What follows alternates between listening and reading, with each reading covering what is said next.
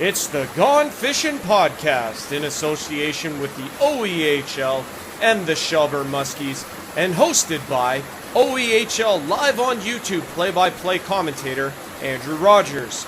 This podcast is brought to you by Larry's Small Engines, your trusted Can-Am, Sea-Doo, Ski-Doo dealer in Mono, Ontario, Canada. Located at 286-270 County Road 10. Visit their website at larrysmallengines.ca or call 519-941-1517 today. Here is your host, Andrew Rogers. All right, welcome back, everybody, to another week and another episode of the Gone Fishin' podcast. I'm Andrew Rogers, your host of the podcast. It's great to be with you live at the Rio Raji 21.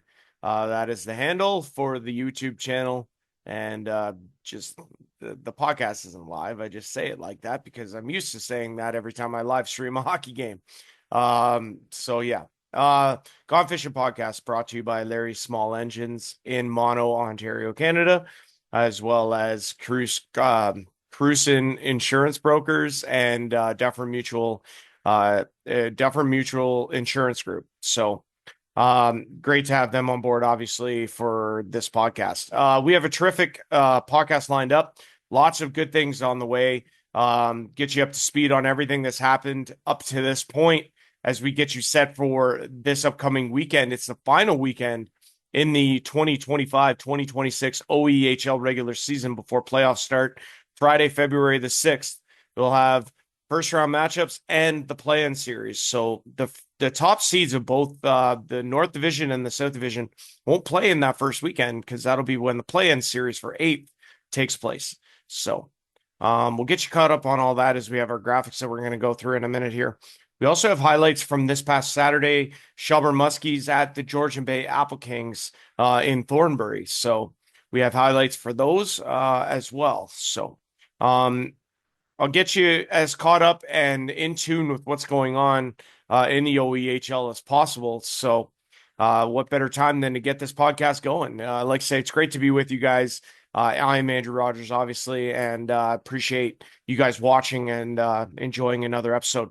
So let's get you started on those graphics. This past Friday, January 23rd, Laura Rocks defeating the Erin Outlaws in a shootout by a score of 4-3. You had the Tavistock Royals traveling to Petrolia, take on the Petrolia Squires. That one ending 6-5 for the Squires in overtime. Kyler Keating with the winner in overtime for the Squires.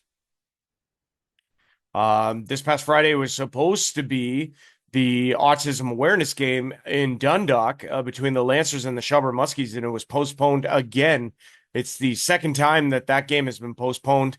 It was supposed to happen originally way back in December on the 19th. But like I say, second time it's been canceled again, and it will take place now this upcoming Friday in Dundalk. We'll get to that on the other side of our interview. Moving on to Saturday, January 24th. In the South, we'll start there before we go to the North board, because we do have highlights, like I say, from Shelburne at Georgian Bay. Milverton upsetting the Erin Outlaws 4-3, also in a shootout. So Erin dropping a few games in a row here and needing to get back in the win column as teams are trying to catch them.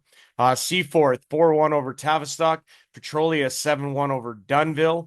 And you had Tillsonburg taking care of business on the road against the Delhi Flames, 7-3 in that one. Tillsonburg ending their season 8-11-1. So their season, regular season anyway, is concluded. They're the only one in the South that has played their full 20 games at this point as we enter the final weekend. So before we go to the North board, highlights from this past weekend's game between the Shelburne Muskies and the Georgian Bay Apple Kings. Starting goaltenders in the hockey game for the visiting Muskies is number 29, Dominique Marquis. He is 1-3 on the season. Starting in goal for the Georgian Bay Apple Kings is number 1, Aaron Weigel. He is 0-2 on the season. Shelburne comes in with the visiting all whites. The Georgian Bay Apple Kings donning the maroons. Very nice maroon red. And I like the green trim too, it's really sharp. But we will line up at center and get this one underway. Big game, big standings implications. Only a few weeks left until the regular season concludes and playoffs begin. The Apple Kings win the faceoff. We're underway. Great to be with you, Andrew Rogers here. And the Apple Kings have it. Robitaille. Jacob Robitaille gets it back. He centers, shoots, save Marquis. Rebound. It's still loose. Another chance. Scores! Robitaille! Off to the side of the net. Jacob Robitaille finds that loose puck.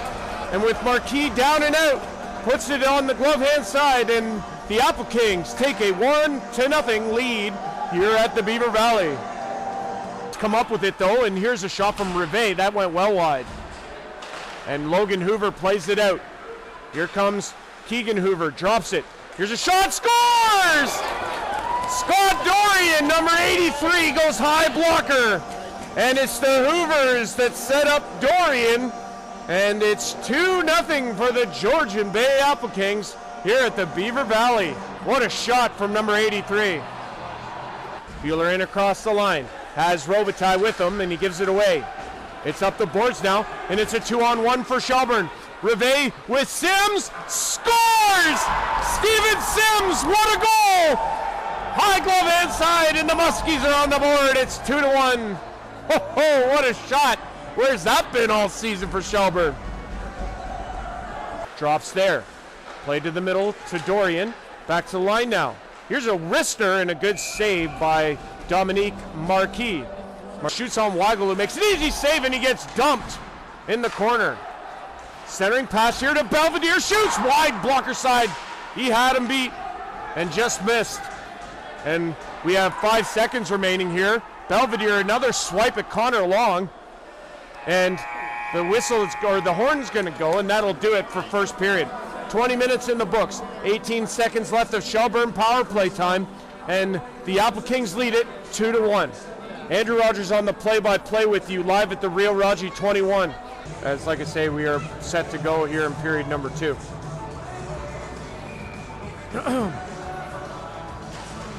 And that faceoff is won back. It'll be shot right in on Marquis as we're underway here in period number 2. In the corner, Burke after it, can't get there. Apple Kings are going to get this puck out. Belvedere on the back check. Salaturo shoots, they score!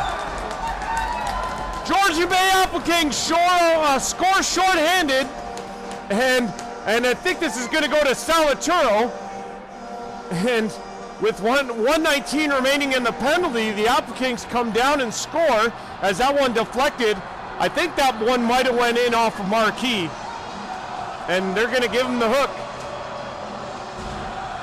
So Dominique Marquis clearly on a short leash tonight as the Apple Kings score shorthanded, and that one there I don't think you can blame Marquis for, as I think it deflected in off a Shelburne body and in, but regardless, it's a 3-1 Apple Kings lead now as Gatlin Bird is taken over in the Shelburne net. Check though and went down. Now it's going to be played ahead, and Rivet is dragged down, and he draws a penalty from Connor Long, and he continues to give him the cross checks afterwards. Rivet not happy about that, and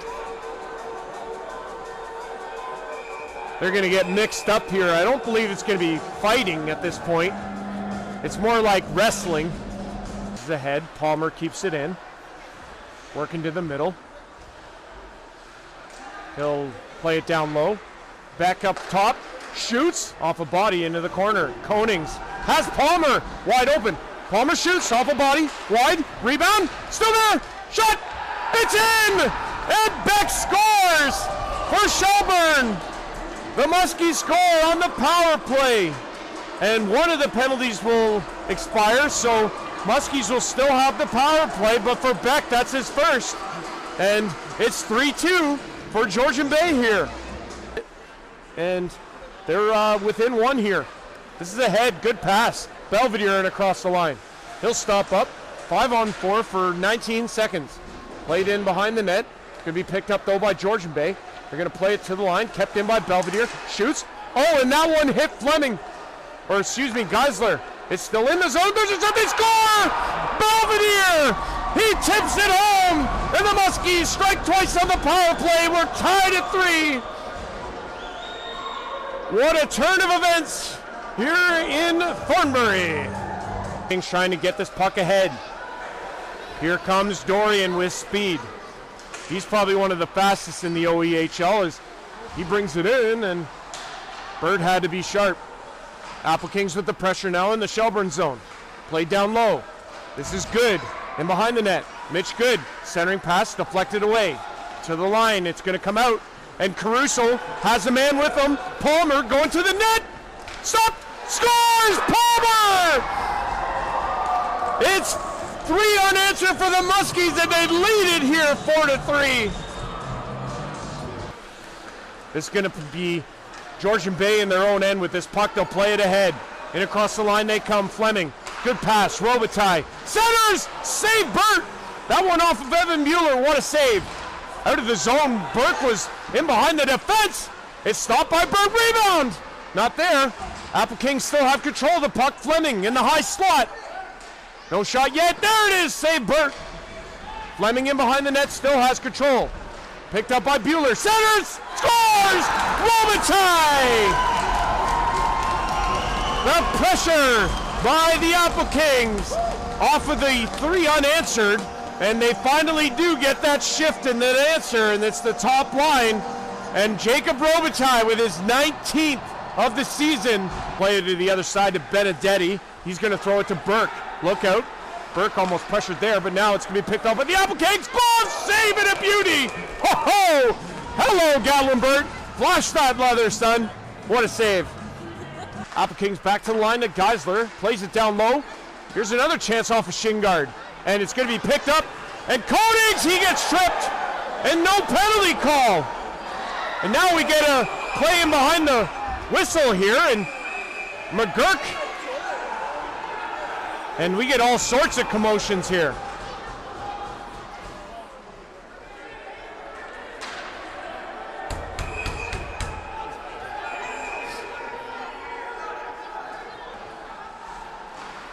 This is going to be played in the corner. Georgian Bay has control of it to the outside. Played to Robitaille. Robitaille back to the line. This is Blazer. Shoots. Deflected wide. Glove hand side. Now it's going to be Ouellette. He'll play it across.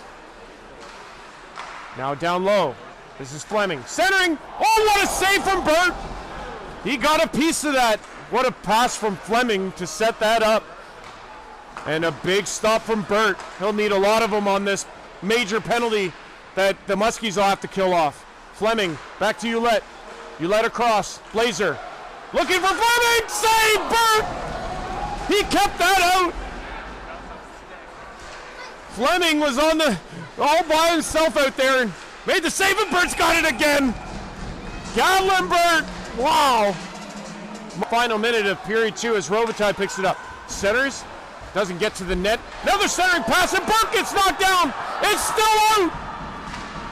And Robitaille bowled over for that as he went into Burt, and we're going to get a whistle here. And Robitaille takes his man down, and now we're going to get a lot more.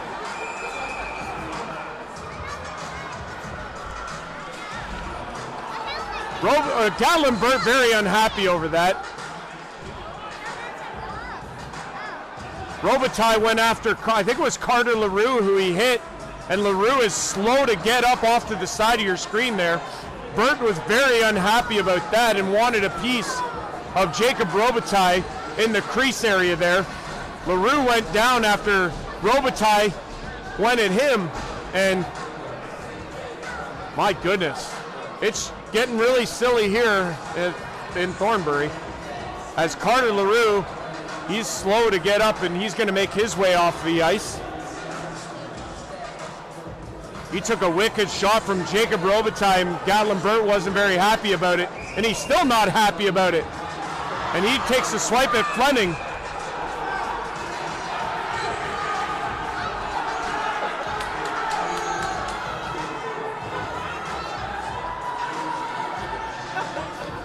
And Burt's night is done, just wide of Marquis' blocker hand. Here's a play down low. Fleming takes it in behind the net. They score. That was fast. Logan Blazer from Mackenzie Fleming. It's a power play goal for the Apple Kings, and they take a 5-4 lead here in the second. That happened really quick. Thereabouts, as that puck is stopped by Marquis and played to the line of Blazer, who keeps it in. It'd be played there off to the side, just missed on the blocker side. Puck is fired around, and this is going to come to the line. Kept in by Bueller. It's going to be given away. Stoneham chops it out, and that's going to do it. So we have 40 minutes of, well, eventful hockey in the books here in Thornbury. Valley Community Center and Arena, period number 3 about to get underway. As the puck is back in the Apple Kings zone off that faceoff. Oh, and what a hit there! And Devin Train taking a number there.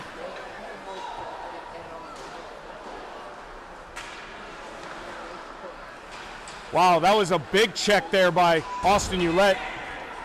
And Georgian Bay with almost too many men on the ice as Shelburne gets a change, and what a hit there, Ouellette on Jake Stoneham. Stoneham going after Ouellette, can't come up with the puck. And Sims, he gets slashed by Ouellette as they go after each other here. And then Ouellette headbutted Steven Sims, and Sims, he knew it too, as we get some rough stuff in behind the play as well. Here's Bekele with it, pressure by Fraser Cocker. It's up the ice and across the line. This is Dorian, shoots, another glove save, Marquis, and he makes the save. He'll hang on. Go for it, centering pass kept in. Bueller's got it, he's got him caught. Simmons going to the net hard, Bueller, across, stopped by Marquis. What a save on Reed Simmons. It's out, look out, it's a chance. Burke trying to get away, couldn't get there. Kind of, puck was way out in front of him.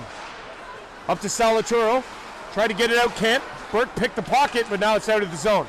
And Ouellette is gonna go after it. Benedetti there. Ouellette strips him with the puck, it's loose. Here's a chance! Score!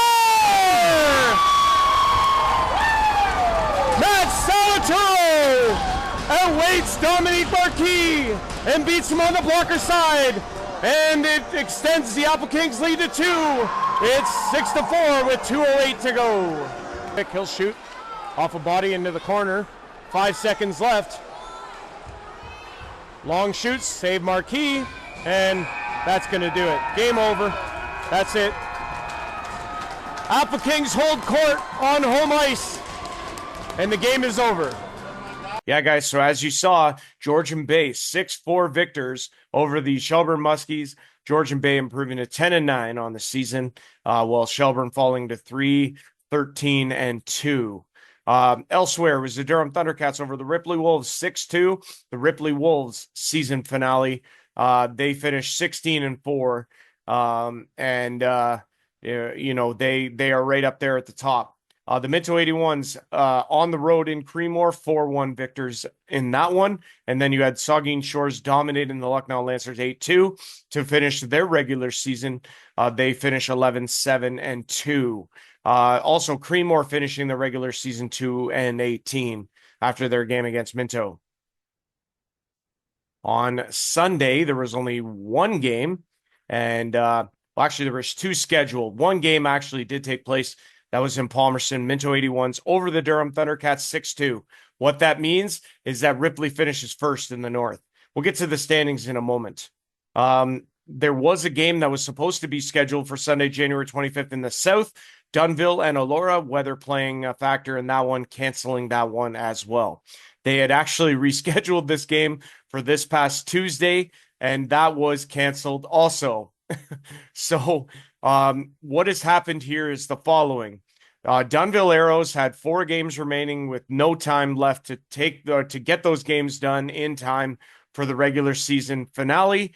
So they have forfeited both of their games that had yet to be scheduled, and forfeited the 2 points as well. So Elora earns a win and 2 points over Dunville, and Aaron also earns 2 points and a win over Dunville. So big developments in the OEHL that was determined this past Tuesday. So what that means, we'll start in the South. You have the C4 Centenaires. They're going to be the top seed in the South. Petrolia cannot catch them. They're 3 points back. Both have one game left. Aaron Outlaws, 27 points. They're one back of Petrolia. Both play on Saturday. Yeah, Saturday. Yeah, you have the Allura Rocks, 24 points. They have two games remaining. Tavistock, 23 points, one game remaining. Tilsonburg in sixth spot. Right now, Dunnville is 1 point back with two games left. You have Milverton that are 2 points back of Dunnville with one game left. I'm not 100% sure what the tiebreak is if Milverton and Dunnville end up with 16 points each. I would imagine that Dunnville would get that because they have more regulation wins, I think. But then you have Delhi in the bottom. So chances are, by the looks of this, is that it'll probably end up being Milverton and Delhi in the play-in series. It'll be a matter of whether or not Dunnville will pass Tilsonburg to get into sixth. Over on the north side of things, Ripley Wolves, first in the north. They have clinched first spot, so they will await the winner of the play-in series, which could either be Creemore versus either Lucknow or Shelburne, depending on how they finish. Minto 81's currently in second place over, they have a 1 point advantage over Durham. They play each other on Friday. So basically, winner of that game gets second place. You have the Elmville Harvesters, who are 2 points back of third place Durham. Elmvale with one game left on Saturday against Shelburne.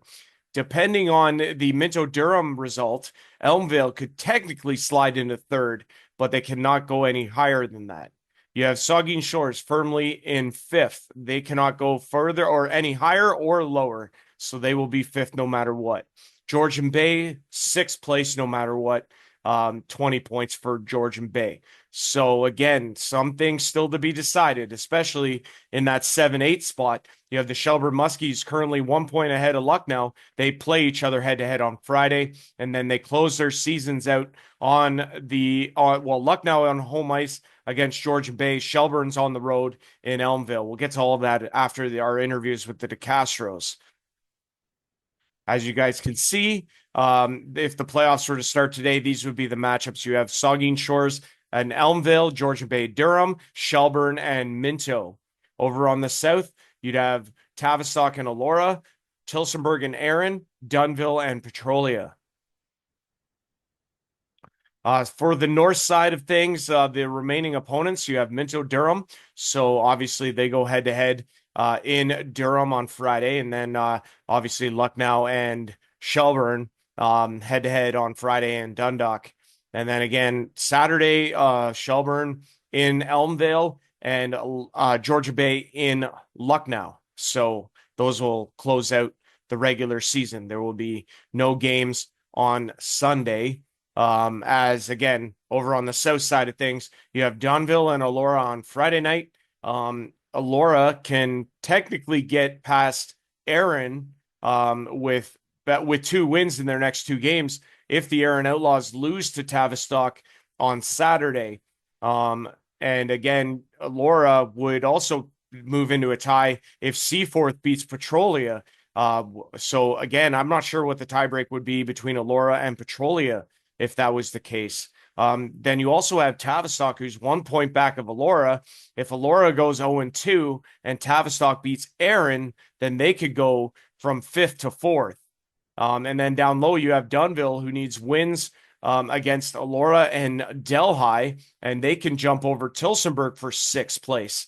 So again, lots of moving parts still to be decided throughout the course of these next 2 days, the Friday and Saturday, the 30th and 31st, to conclude the regular season. We'll move now to our stat categories. And again, we're monitoring that stuff. It looks like the leading goal scorer, or the goals leader currently will be the one who finishes the regular season at the top. And right now that is Brody LeBlanc, who has 31. So congratulations to Brody on not only crossing the 30 30 goal mark this year, but looking to take home the crown in that department. You have Luke Gehrig, 22, Cody Britton and Garrett Mears of Ripley with 19, alongside Jacob Kelly of Elmville and Jacob Robitaille of Georgian Bay. You have Mackenzie Fleming of Georgian Bay with 18, Clayton Holzer of Elora with 16, Ethan Skinner of Ripley 16 as well, and Jack Weiser of Durham with 16.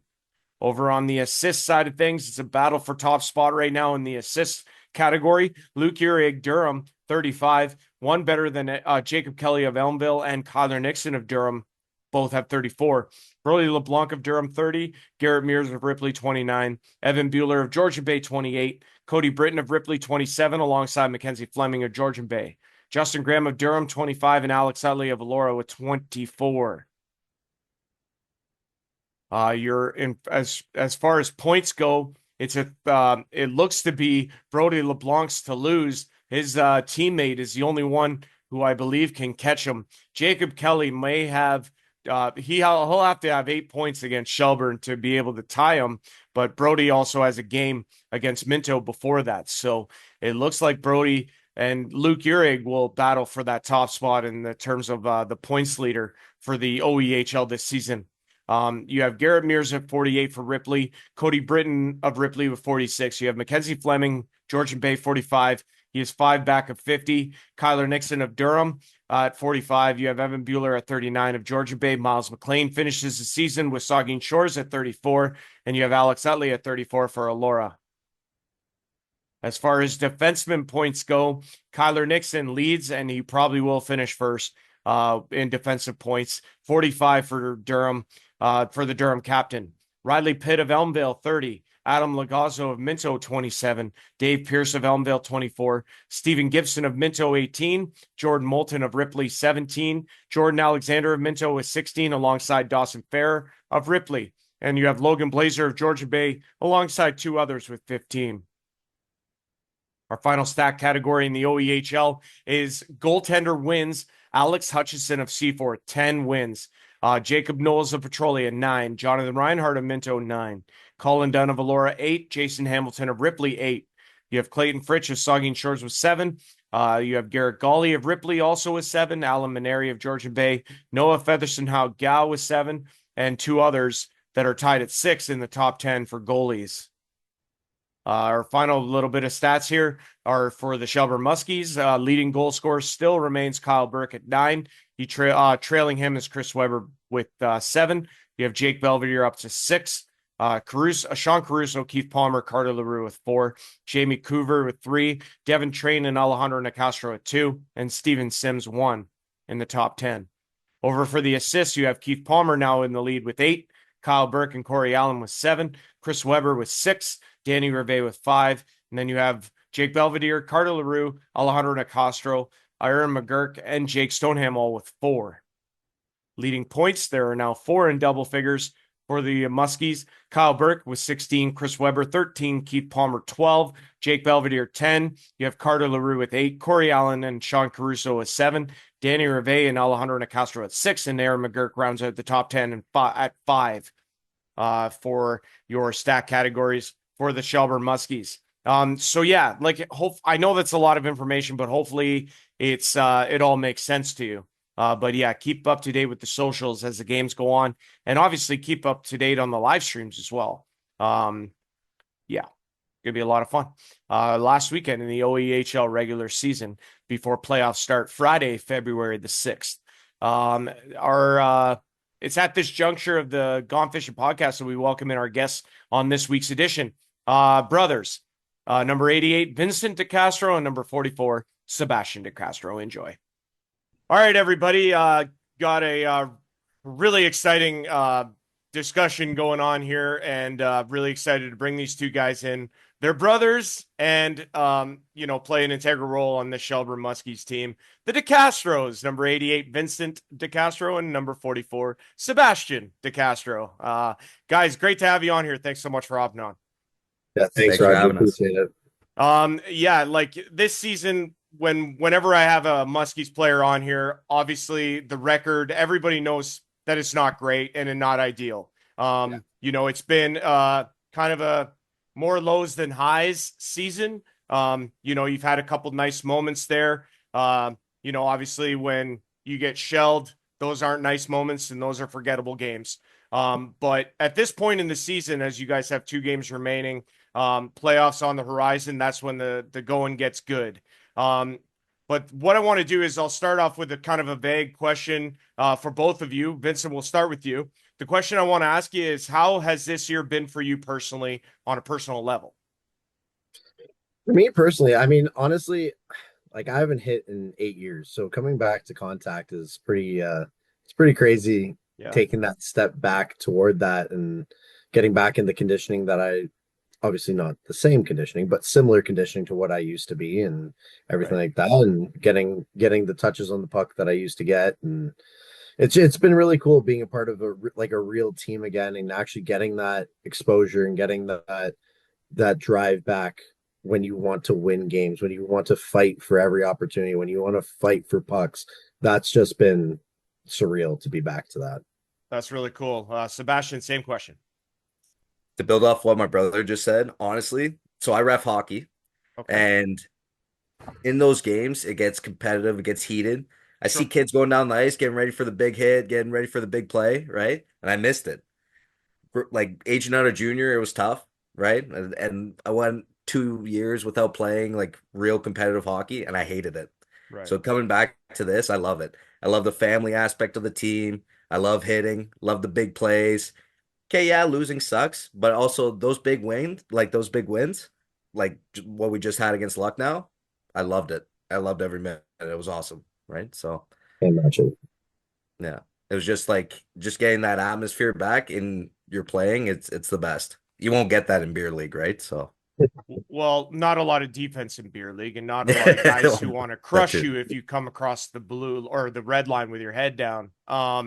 What have you guys noticed about this league? Did you have any prior knowledge? Obviously, you know some players from around the league and that sort of thing. But what has your reaction been to this league and senior hockey, I guess, in general, guys? I guess like yeah, like you said, I've known a couple guys like for example, one of my really good buddies, Owen Heilman, he plays for the Creedmoor Coyotes. So Yep. he's been telling me about this league for years, and we've talked about it for years because he came right out of junior, pretty much straight into the league, or I guess it maybe a year or two into the league, and then he's played in the league for maybe 6, 7 years now. But yeah, he's really enjoyed it. He's loved every second of playing the league. He's told me to come to the league so many times and to look at it, like come and I just I was caught up with life getting started in my career. So I was like, I don't know, I gotta put it on the back burner kind of thing. So it was definitely on my mind to always think about coming over here. And it just took the right teams to kind of come and to actually look at joining. And when Shelburne came and we went for skates and I really enjoyed it and getting to know like Corey and a bunch of the guys, then it sold me and I was like, this is kind of exactly where I want to be. Nice. For me, it was pretty similar. So I heard it from Owen as well. But he talked more about like the atmosphere in these rinks. So he goes, it's kind of like a junior atmosphere, but like just add a little bit extra more on top of it because the barn is sold out. Like you go to Durham, you go to Saugeen, you got 700 fans there, right? Yeah. So it gives you that extra like oomph when you're playing, right? Like that Of extra course. go, right? So that doesn't get beat, right? No, So it definitely is. It's a lot of fun. This league has obviously grown in the 3 years that they've been in existence, now up to 18 teams, which is wild. You have a South and a North conference full of 9 teams. It's just outstanding stuff. And again, the games only get tougher, obviously, throughout the course of the season. Yeah, you've had some major highs. That Lucknow game, I think, that you alluded to earlier, that's a big team game that you guys came out and played a full 60 minutes. I think that's the recipe moving forward, that you got to try and more emulate that than say your 7-0 kick on the chin from Ripley the Yeah. night after. yeah, yeah, Yeah, I there agree. was definitely discussions about that. So Yeah, But I that okay, was a tough loss. sure, and I mean obviously that's a true test right there. That's a wagon. Talk about wagons. Ripley's a wagon. There are plenty of those, and you're going to experience a lot of them come playoff time, depending on how big of a run you guys go on. You know, what's the takeaway? How do you keep it more of a Lucknow system than a Ripley system, I guess is the best way to word that.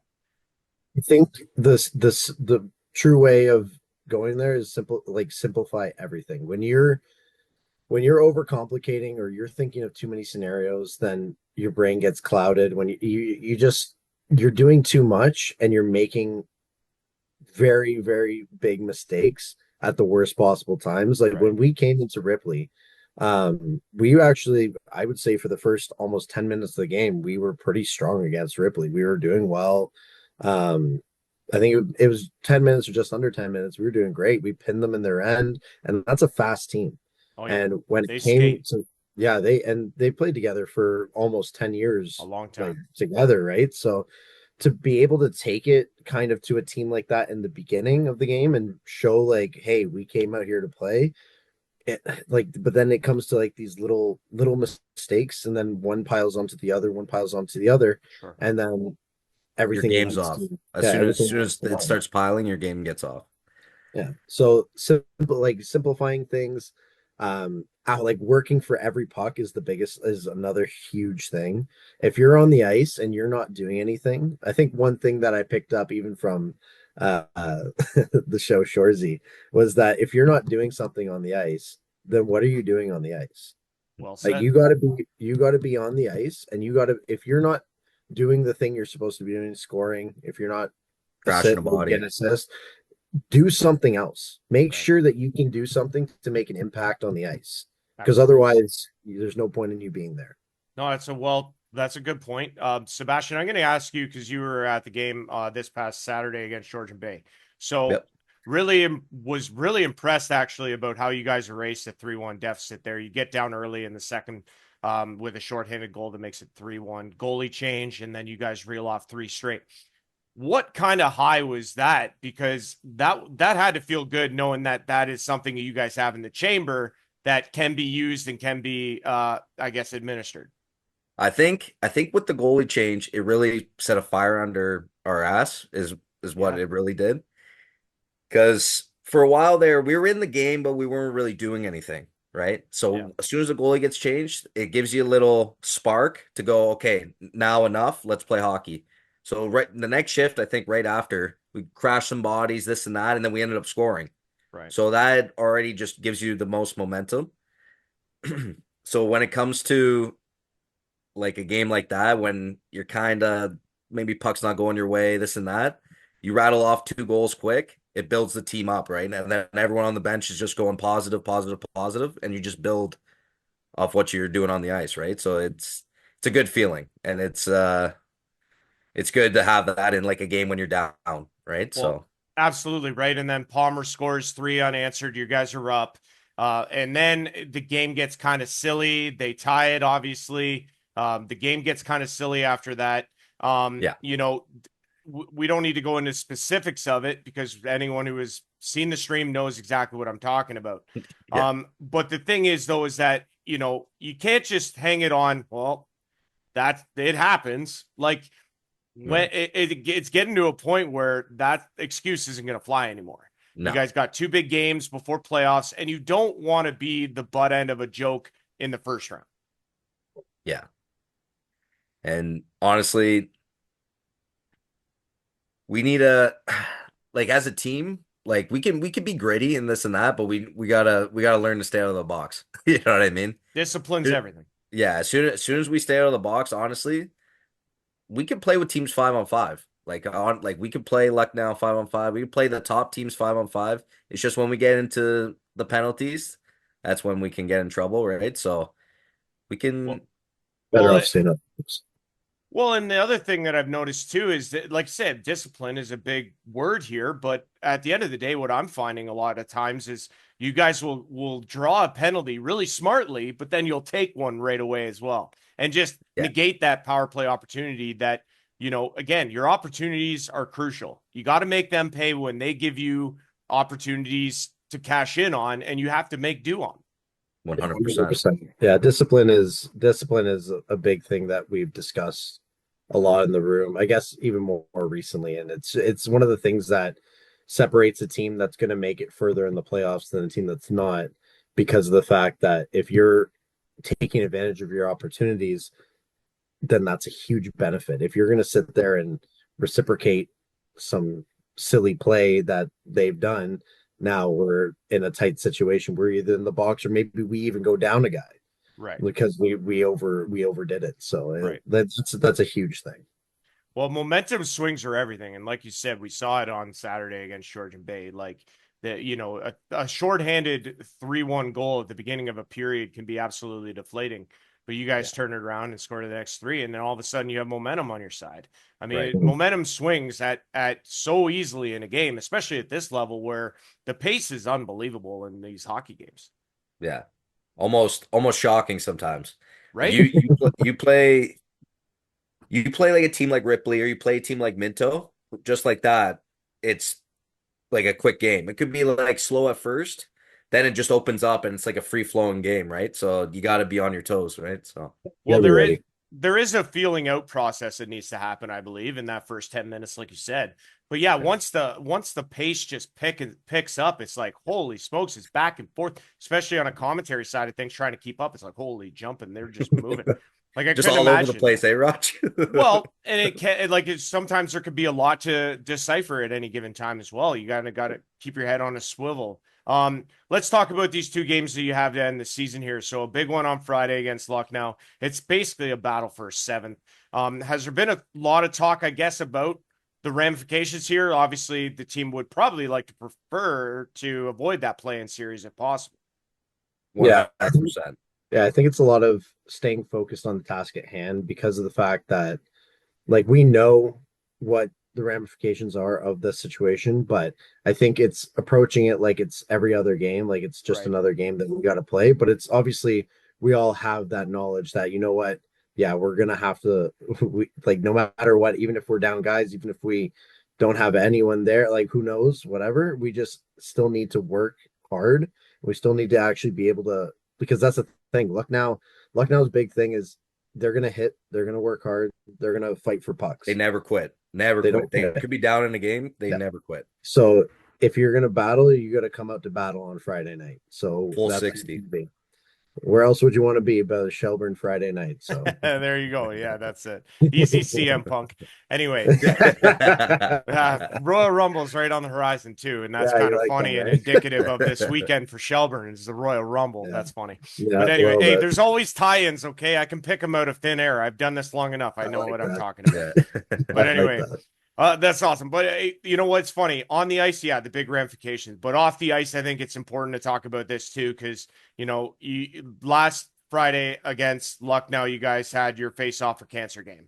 That was a big, big thing, and an unbelievable cause and support for the Muskies and the town of Shelburne, and obviously the cause fighting for face-off for cancer.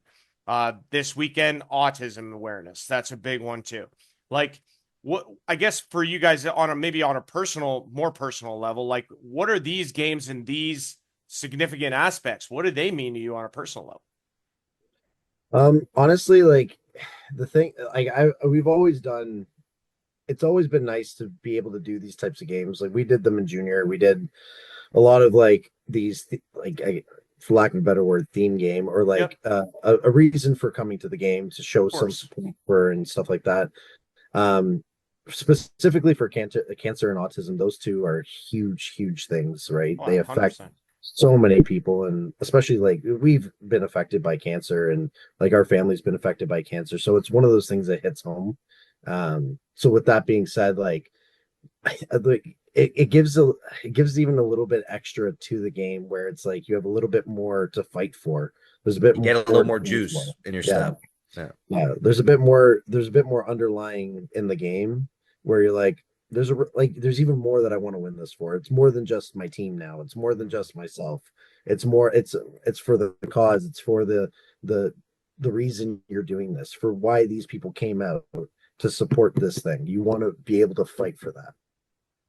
Yeah. Well said. Bigger than hockey. Yeah, At it's the end bigger of the than day, it's just be able to come together as a community to be able to support a great cause. It's huge. And exactly. And that's another thing too. Like the community outreach in the cancer game was amazing. It was crazy. Like it was great to be a part of for sure.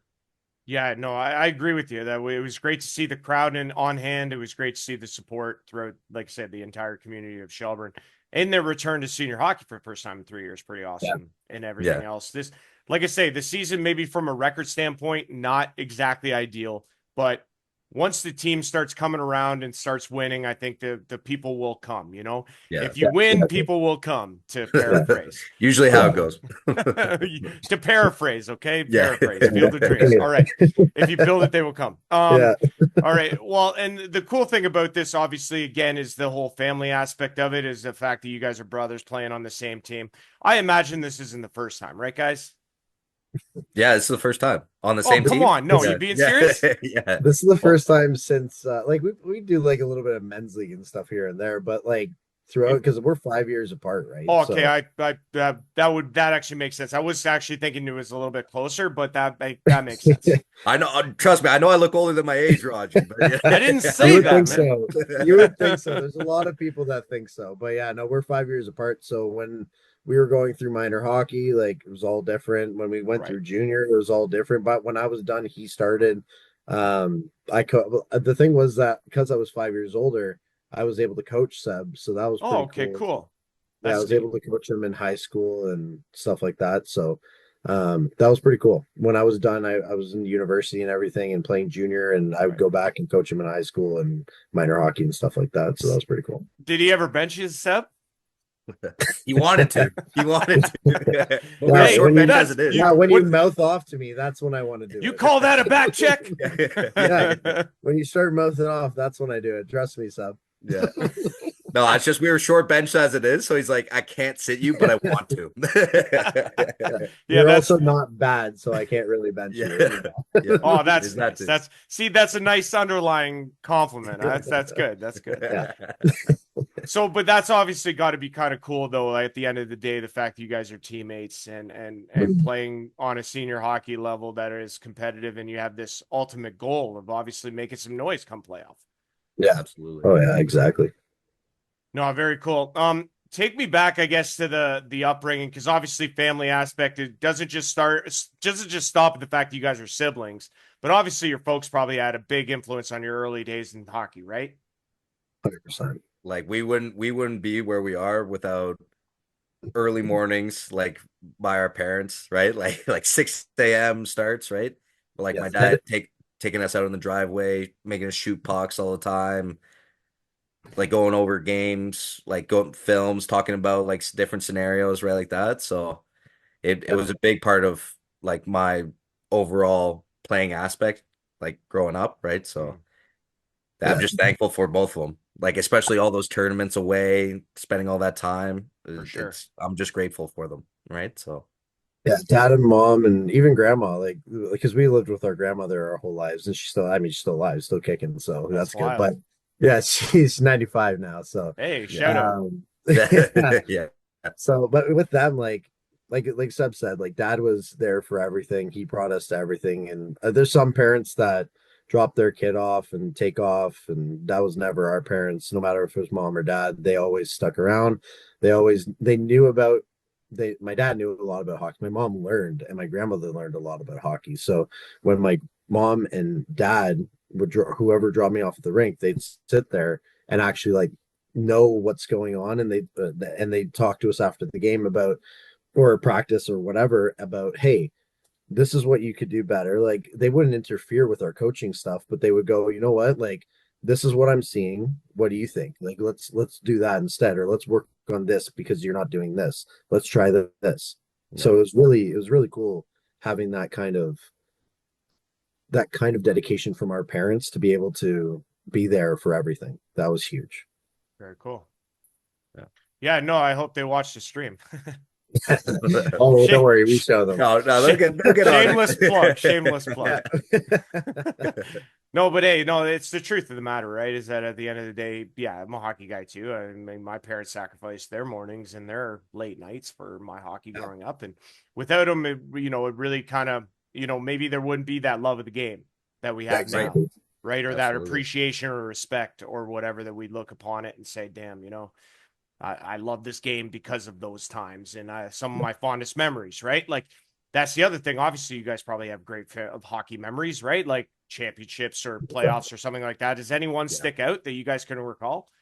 Probably For me, it was probably my OMHA championship win. That Okay, that's a was big one. that was just a great win. It was in my U18 year actually, and it was just that run we had it was like just something to be remembered. I remember I scored a goal in overtime to send us through to the semifinal. I'll always remember that goal. That goal was just huge, right? So, Yeah, and that was then awesome. and then our whole high schools came out in the area and everything like that. So it was just the atmosphere was amazing. You can't forget those games, right? So Right. yeah. How about you, Vinny? Any hockey memories, buddy? I have a lot of really good hockey memories. Championships, not so many, unfortunately. We had a lot of finals appearances and a lot of things. We the only time I ever won a championship was actually after I had retired from junior. The year after I still was in university, so I went to Lakehead. Okay. So we won Yep. our championship that year, so that was awesome. But yeah, besides that, there wasn't too many championship wise, but we did so many things when it came to like, for example, when my favorite memory is going to Calgary with my Markham Waxers AAA team. That was awesome because that we played in the Max tournament, which was I think it still is the biggest minor midget tournament or midget tournament in the world. Because we played Team Germany, we played Team Finland. Like there was teams from all over the world and Cool. teams off from Southwest and everything. And then whatever we played in front of, I think 2,000 people in the where the Calgary Dinos play. So that was pretty Okay. cool. And Neat. yeah, and then we got to go and obviously do a lot of stuff there. Like went up to Lake Louise, went to Banff. So that was a really cool experience. Get like skating on Lake Louise has to be like every That's hockey cool, man. player's dream. So Yeah. that was a dream well lived. I was very happy about that. Well, and But that's what's so cool about hockey is that you can experience all these things that you'll never ever forget, and you'll just have memories forever about how great they are. The last thing I'm going to talk with you guys about is this idea and this thing that I love about hockey is how much of a brotherhood it is. That atmosphere in the room, like you guys alluded to. Vincent, obviously, you came in kind of part way through. Seb, you've been there from the beginning.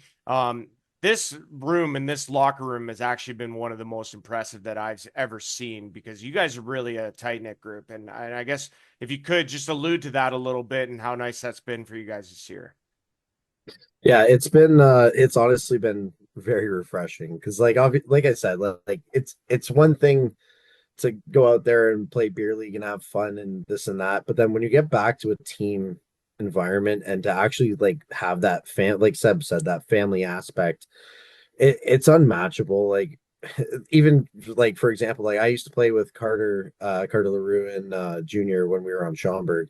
So I played with him for 2, 3 years and so when it came to seeing him again and getting to actually play with him again, that was like reigniting and old friendship that was like it's like we'd never not seen each other in a couple of years. And Yeah. obviously playing with Seb is one thing because he's my actual brother, unfortunately. But Oh yeah, yeah, okay, Unfortunately, he buddy. says. Yeah. when it He comes smells bad too, so it is what it when Classic. it comes to the other guys, like I like there's so many guys I could rattle every one of them, Stoney, Caruso, like whoever. All the Yeah. boys they play a huge role. They play a huge fact. Even the new guys like having Becks or Deeds, like all these guys on the team, they just everyone plays their role. Everyone does what they got to do. Everyone works hard. Everyone shows up to practice and cares. Like yeah. it's we joke around. We hang out like it's good. I really enjoy having When we're that losing, kind of thing. we build each other up, which is huge. Like Yeah, so I've been on teams where it's a lot of tearing each other down. So this it's refreshing to have a team that builds each other up and honestly protects each other. Like if someone gets run out there, there's no way That they're going to anyone's get going to let away that with that. stand. Yeah. Yeah. So it's No, nice to very. have. No, that's very cool. Like, I mean, and again, you could just tell, like, from having watched you guys a lot this year and been able to follow and do this podcast, obviously, just great human beings at the end of the day. And obviously, you want good things for good people. And I'm looking forward to seeing what you guys have to do in playoffs because I think they're going to be a ride. we got a lot more to come. Don't worry, it'll be Yeah. good. We're gonna try to make it a long one for you, Raji. Well, that's good. Hey, I'll be there every step of the way. We've been very pleased at this point to be joined by the DeCastro brothers, Vincent, number 88, and Sebastian, number 44. You'll see them next on Friday in Dundalk against Lucknow Autism Awareness. And then they end their season on the road, regular season anyway, that is, on the road in Elmville on Saturday at 8 o'clock. I'll be there in Elmville. I won't be in Dundalk, but looking forward to seeing you guys on Saturday for your regular season finale before playoffs start. Should be a fun go. Guys, thanks so much for hopping on here and doing this. I appreciate it. Thanks for having us. Thank you, Raj. Appreciate it. Let's go Muskies. Let's go Muskies. Yeah, guys, want to thank Vincent and Sebastian DeCastro for joining us on the Gone Fishing podcast. Absolutely wonderful to have them pop in and a great conversation with them. So really appreciate them. Let's get you tuned up for this upcoming weekend, and we'll wrap this podcast.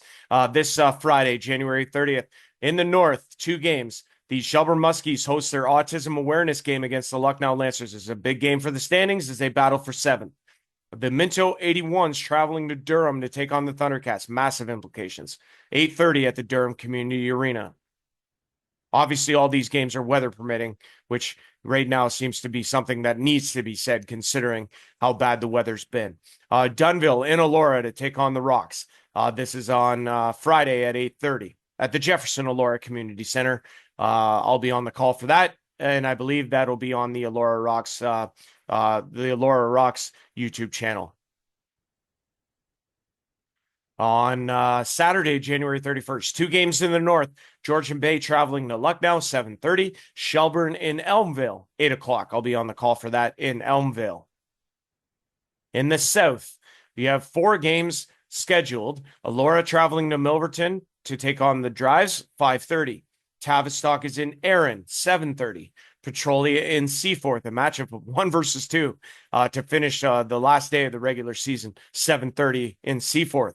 And then Dunville at Delhi, 8 o'clock for that one. So yeah, no games on Sunday, obviously. And the 2 games where you can find me this upcoming weekend, it starts in Elora, Dunville Arrows, and Elora Rocks. 8:30 is the puck drop at the Jefferson Elora Community Center at Elora Rocks _OEHL for that one. And then on Saturday, I will broadcast my last regular season game in Elmville, Shelburne Muskies and the Elmville Harvesters. That one goes at 8 o'clock in Elmville at the Floss Elmville Community Arena. It should be a lot of fun in that one. But yeah, and that would and after the next episode next week is going to be a playoff preview show. So very, very excited about that. And this weekend I'll put a bow on this regular season, and it's been an absolute pleasure for me.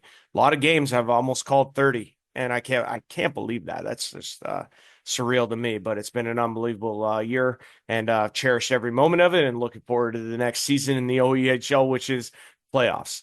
The 2026 playoffs in the OEHL to crown an OEHL champion. So very, very, very, very excited about that.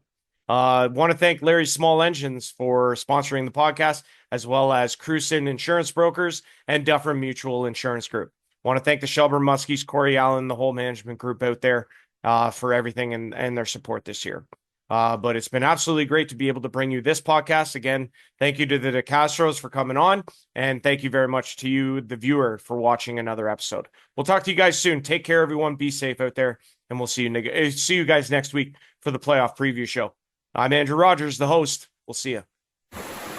It's the Gone Fishing Podcast in association with the OEHL and the Shelburne Muskies, and hosted by OEHL live on YouTube play-by-play commentator Andrew Rogers.